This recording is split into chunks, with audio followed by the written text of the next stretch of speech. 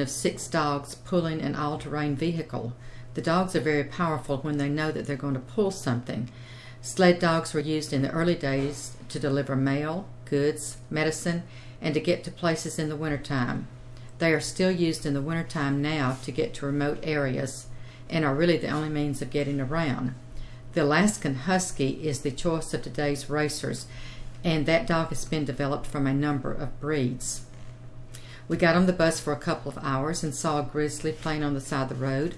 Also, we had to slow down for the horses that were crossing the road because they roam free in Alaska. We stopped at Kluane National Park, a UNESCO World Heritage Site. It had a beautiful view of the mountains from the visitor center. We were able to look at several displays about the heritage of the area. This is a display of sculptures of the skulls of different animals in the area. This sculpture is carved from moose antlers, and the visitor center is very impressive to actually be in the middle of nowhere. We were served lunch here. This is Kluane Lake, and the water is gray looking because of the glacier silt that comes from the glaciers that it is dirt from the glaciers that stays suspended in the water. Sheep Mountain is the next stop. It always has sheep grazing on the mountainside, except for the day we were there. It was a rainy, cloudy day, and they said that had an impact on it. Once back on the coach, we learned that we had about 5 hours to ride to Beaver Creek, our destination for the night. Our director was very good to keep us occupied with games and narration. We also had to compose a Beaver Creek song to perform at the dinner that night, and we had a great time encouraging one of our young men on the trip to write the lyrics. Along the way, we saw another grizzly bear, and he really put on a show for us. We followed along. You can see the lake at the top of the screen, and we were on the road, and he was just walking around along on this gravel path and was oblivious to us. He liked to go to the wildflowers and just chew the flowers off the top and leave the stems. We were still in Kluane National Park, and Kluane contains the largest nonpolar ice field in North America. This is a glacier in the top center corner. We arrived in Beaver Creek, a rustic place but very comfortable.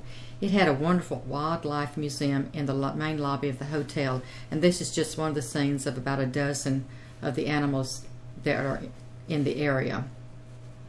There was a rendezvous theater and show, and it was probably the best show that we saw on the whole trip.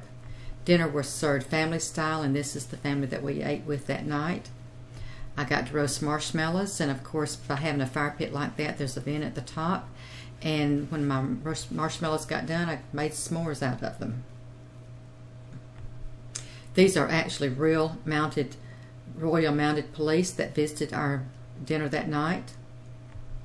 This is the hole that's the ventilation for the fire pit. We had servers, and our servers were the young ladies and gentlemen on the steps. They make use of everything, and the man in the front is one of the main entertainers. He flew in this plane and came down and entertained us with this young lady. He had been with Beaver Creek for 19 seasons, and she had been 9 seasons. Very, very talented, and great shows, a lot of comedy, and a lot of audience interaction. This is more scenes of Beaver Creek. This is our lodge. If the lodge and the dinner show were not there, Beaver Creek wouldn't exist. They are only open June, July, and August, so the people that work there only come for those 3 months. Then they go back to their homes somewhere else in Alaska for the winter or the fall and the spring. This is an old sled that had been transported by sled. On Thursday, we left, had almost 300 miles to travel to get to Fairbanks. We rode along the bumpy Yukon Highway and crossed fairly soon over the border to the U.S. and Alaska. So again, we set our watches back 1 hour. This is our tour director in the center, our bus driver to the left, and an intern to the right. This is the Yukon border right beside the Alaskan border. We had our group picture made here. We were encouraged to promote good relations between the two countries at the international boundary. And then we stopped at the border. We had to get our passports checked here. The Alaska Highway is so rough and bumpy because it's hard to keep the pavement in good shape because of the extreme cold in the wintertime. We played more games as we rode to Tok, a remote town on the Alaskan Highway. It is the dog sled capital of the world. This hotel had a wonderful skillet meal to prepare for us. We had that in the center is reindeer sausage, and we had salmon and halibut, sweet potatoes, cornbread, and salad, and then we had, in a small skillet, apple cobbler. We were also able to shop at Tok without having a lot of big crowds around us. After lunch, we rode to Rika's Roadhouse in the Big Delta State Park. At this were a lot of old relics, and J.W. picked out his new truck. This was a typical Alaskan house in the 1890s and the early 1900s.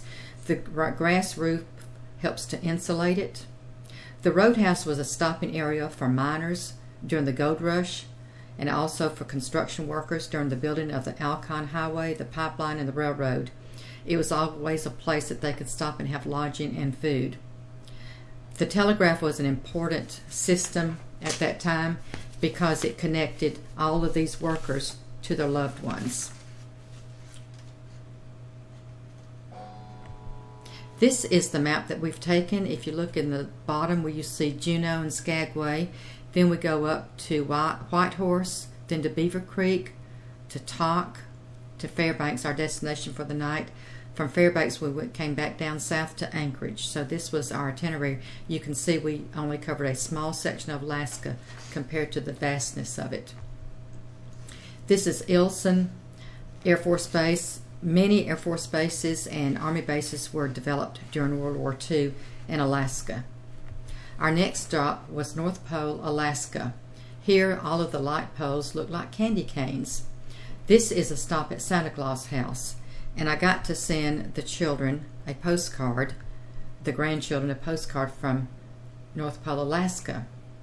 Everything is Christmassy. This is an outside scene of the house, all the tiles painted, and the big Santa Claus to welcome us. We found out that this Santa Claus has 4 grandchildren in Fairmount, Georgia, which is only about 10 miles from where I grew up. That evening we arrived in Fairbanks, Alaska for a 2-night stay. This is a statue at one of the parks in Alaska. Fairbanks is Alaska's second oldest city and known as the Golden Heart City. It is on the Tanana and Chena rivers. Na means river in Athabascan language, which is the Indians of that area. Fairbanks is a bustling city that hosts a lot of sled dog races. Temperatures on Fairbanks can range from 65 below to 90 above. It's an excellent place to see the northern lights from October to April. It is 188 miles south of the Arctic Circle. There are long summer days of 21 hours of daylight and short winter days of 3 hours of daylight. We left the next morning to get to our first tour, which is the Sternwheel Discovery. This is the dock that we left from. We saw several sights from the ship. It is not unusual to see a plane in the driveway of houses in Alaska because planes are equipped so that they can take off and land on the water. This is Susan Butcher's sled dog kennel. Susan won the Iditarod in 86, 87, 88, and 90. The Iditarod is a very important dog sled race in Alaska. It starts in Anchorage and goes to Nome through a very wilderness country. It's about 1,100 miles, and it's held in March of every year. Susan's lead dog was Granite. Now, Granite was born as a runt and was injured later on so severely by a wolf that the vet did not think he'd ever run again, but he led her team to victory 4 times. And this is her kennel. Susan has since deceased, but her family, her husband and 2 daughters, are still running this kennel for her. We stopped in an Athabascan Indian village along the way. This is their smokehouse to smoke salmon. and they gather the salmon up in these baskets that rotate around.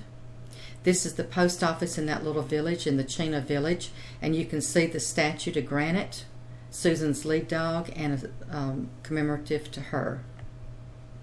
This is a girl with native heritage of the Athabascan Indians, and she's telling us about her culture at this typical cabin that had been used years ago by the trappers in the area.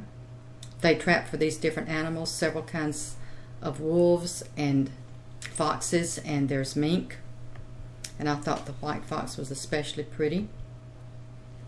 This is a caribou, but we commonly call it a reindeer. This is not Rudolph because he doesn't have the red nose.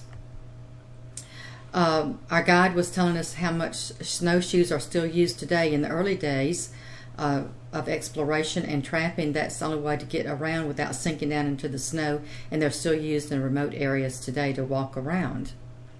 The canoes back then were made out of branches that were tied together, pieces of wood tied together, but the actual canoe itself was animal skins. This is another scene of the boat that we were riding on that day, the paddles. After the salmon were cut up to dry, the heads were put in this pot, and they were making some kind of salmon stew. And you can see the salmon that's drying on these racks. They do the slits in the sides so they'll dry more evenly, and then when they put them in the smokehouse, it'll get the flavor better. This is a typical tent that was used and still used in the wilderness during the wintertime today. Boughs are put on the ground.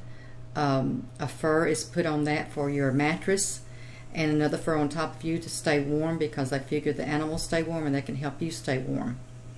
The tent